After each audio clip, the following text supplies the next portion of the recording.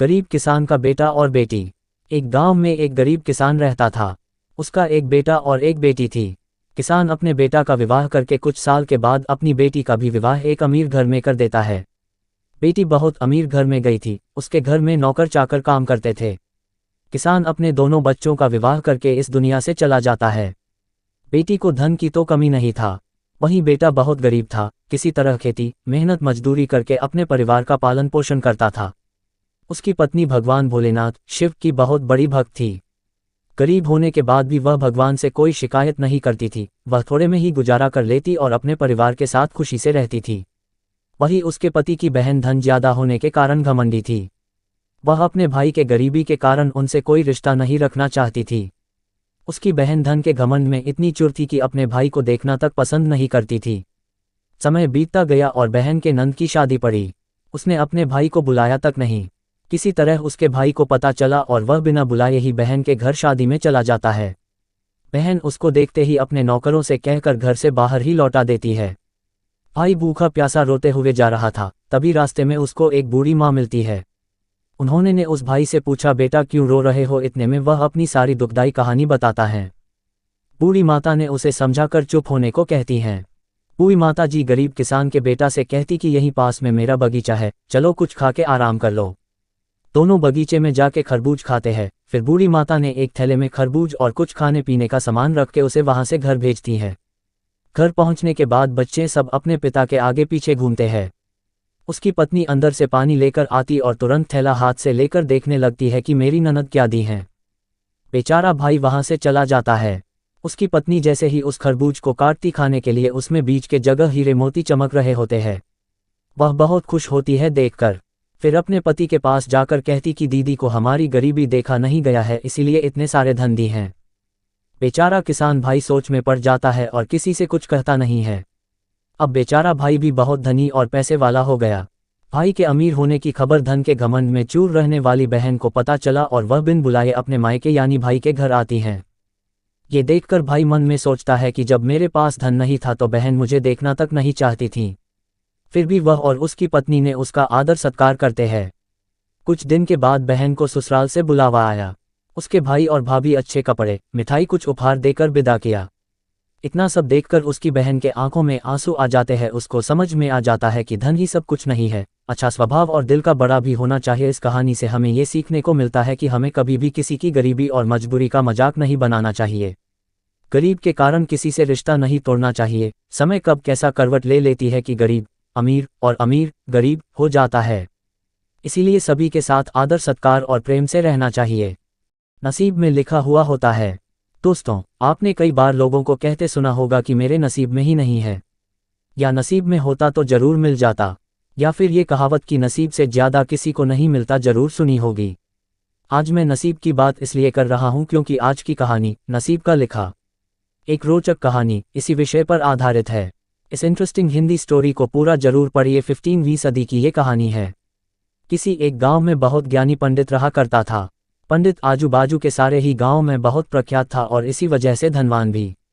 पंडित का परिवार ज्यादा बड़ा नहीं था। पंडित अपनी पत्नी के साथ अपने बहुत बड़े घर में अकेला रहता था क्योंकि पंडित को कोई बेटा नहीं था और एक बेटी थी जिसका विवाह पास के गांव वाले एक श्रीमंत लड़के से हो चुका था। पंडित ने शादी से पहले अपने होने वाले दामाद की अच्छे से जांच पड़ताल की थी और अपनी बेटी का भविष्य भी ठीक से पढ़ा था, तब जाकर उसने बेटी की शादी की थी। लेकिन चंद सालों में ही पंडित का दामाद बुरी आदतों के चंगुल में फंस गया। जुआ और शराब की बुरी लत ने उन्हें सड़क पर लाकर रख दिया था। अपने बेटी की ऐसी दुर्दशा देखकर पंडित की पत्नी काफी दुखी होती थी और अक्सर पंडित को कहा करती थी, तुम जाकर उनकी मदद कराओ। पंडित हमेशा अपनी बीवी को ये कहकर उनकी मदद करने के लिए मना कर देता था कि अभी कुछ समय तक उनका बुरा वक्त चलना है। हम चाहे कितनी ही कोशिश कर ले, जो उनके नसीब में नहीं है वह उन्हें नहीं मिल पाएगा।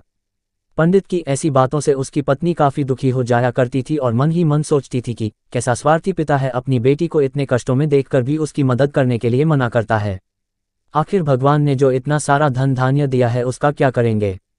हमें कोई और औलाद भी तो है नहीं, ले देकर एक यही बेटी है और उसके लिए भी कुछ नहीं करेंगे तो किसके लिए करेंगे? पंडित ऐसा नहीं सोचता था। ऐसा नहीं है कि पंडित अपनी पुत्री से प्रेम नहीं करता था, लेकिन उसने अपनी पुत्री की कुंडली इतने अच्छे से पढ़ी थी और वह ये पहले से ही जानता था कि वह चाहे किसी भी लड़के से शादी करती, लेकिन उसके जीवन में ये समय आने वाला ही था और बिना इसे भुगते उसको छुटकारा नहीं मिलने वाला था। एक दिन खाने पीने के लिए भी मोहताज हो चुके पंडित के बेटी और दामाद उसके घर पर आए। पंडित ने और उसकी बीवी ने दोनों का खूब आदर सत्कार किया और खूब अच्छा खाना खिलाया। बेटी और दामाद की पंडित से सहायता मांगने की हिम्मत ना हुई, इसलिए वह बिना बोले ही वापस अपने घर को लौटने लगे।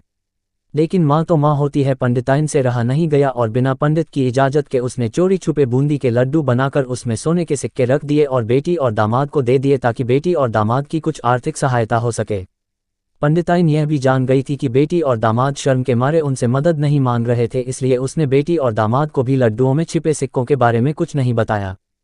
जाहिर सी बात है कि जब वो लोग घर पर जाकर लड्डू खाएंगे तो उन्हें उसमें सोने के सिक्के मिल जाएंगे, इस तरह बिना उनके मांगे ही उन तक मदद पहुंच जाएगी। सोचकर पंडिताइन मन ही मन अपने बेटी की मदद करने के लिए खुश होने लगी। पंडित के दामाद और बेटी उन दोनों का आशीर्वाद लेकर अपने घर के तरफ रवाना हो गए। उन दिनों गाड़ियां तो होती नहीं थी, घोड़ा गाड़ी या बैलगाड़ियां चलती थी। पैसे ना होते तो और चीज़ों की लेन देन से भी व्यवहार होता था। बेटी और दामाद का गांव पंडित के घर से कोसों दूर था, फिर भी पैसों की कमी के चलते वह चलकर अपने गांव की तरफ निकल पड़े। थोड़े दूर ही चले थे कि पंडित की बेटी के पैर में मोच आ गई और अब उसको चलना भी मुश्किल हो गया।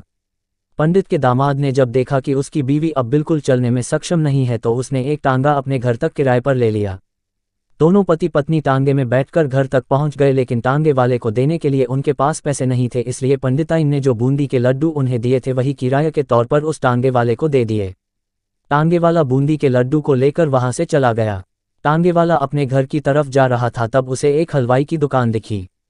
उसने सोचा कि थोड़े से बूंदी के लड्डुओं से मेरे घर के लोगों का पेट थोड़ी भरने वाला है, इससे अच्छा मैं इन बूंदी के लड्डुओं को बेचकर उनसे कुछ चावल खरीद लेता हूँ।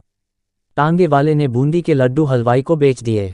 जिस गांव में वह हलवाई रहता था उसी गांव में एक आदमी ने अपने घर पर पूजा रखी थी और उसी पंडित को उस पूजा के लिए बुलवाया था। पूजा में लगने वाले प्रसाद के लिए उस आदमी ने उसी हलवाई से बूंदी के लड्डू लिए जहां पर उस टांगे वाले ने बेचे थे। हलवाई ने भी उस आदमी को टांगे वाले से खरीदे हुए लड्डू ही पहले दिए ताकि वह खराब ना हो जाए, क्योंकि वह नहीं जानता था ये लड्डू कब बने हैं। पूजा खत्म होने पर दक्षिणा और बूंदी के लड्डू लेकर जब पंडित अपने घर आया और खाना खाने बैठा तो प्रसाद में लाए बूंदी के लड्डू खाते वक्त लड्डू से सोने का सिक्का निकला। इस घटना को देखकर पंडिताइन की आंखों से आंसू बहने लगे। पंडित ने जब पंडिताइन से उसके रोने का कारण पूछा तो पंडिताइन ने पंडित को सब कुछ बताया और पंडित से उनकी बातों पर भरोसा ना करने के लिए माफ़ी मांगी। पंडित ने पंडिताइन के आंसू पोंछे और कहा कि तुम्हारी तरह मैं भी हमारी बेटी को बहुत प्रेम करता हूँ, लेकिन अगर हम उसकी अब मदद करते हैं तो दामाद हमसे हमेशा ऐसे ही मदद की अपेक्षा रखेगा और अपनी बुरी आदतों को कभी नहीं छोड़ेगा। पंडिताइन भी अब पंडित की बातों से सहमत हो गई। 2-3 महीने बीत गए। पंडित के दामाद और बेटी फिर से एक बार उसके घर आए और इस बार उनकी परिस्थिति पहले से बेहतर थी, क्योंकि पिछली बार खाली हाथ जाने के बाद दामाद ने नया काम शुरू किया था और अपनी सारी बुरी आदतें भी छोड़ दी थी। दोस्तों, नसीब का लिखा नहीं बदलता, ये कहानी आपको कैसी लगी? क्या आप भी नसीब पर भरोसा रखते हैं या फिर आप उन लोगों में से हैं जो अपना नसीब खुद अपने हाथों से लिखना चाहते हैं? दोस्तों, आपको ये वीडियो कैसा लगा? अगर अच्छा लगा हो तो वीडियो को लाइक कर देना और इसी तरह का इंटरेस्टिंग कहानी सुनने के लिए हमारे चैनल को सब्सक्राइब कर लेना।